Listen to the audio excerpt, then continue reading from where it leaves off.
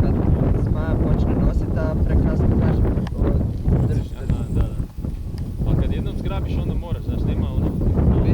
U biti je prvo rekao pusti, vuci.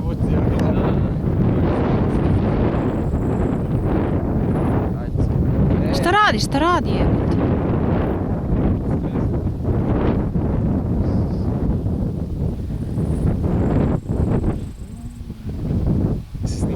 Jesam, srce mi je stalo. Zabilo ga dole jebote.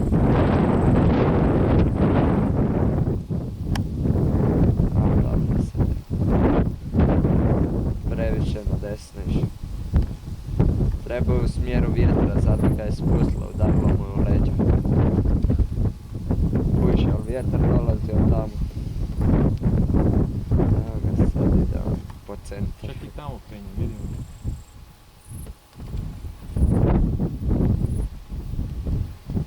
Ja ga ne vidim više. Probaj čas zavdje. Ravno ide.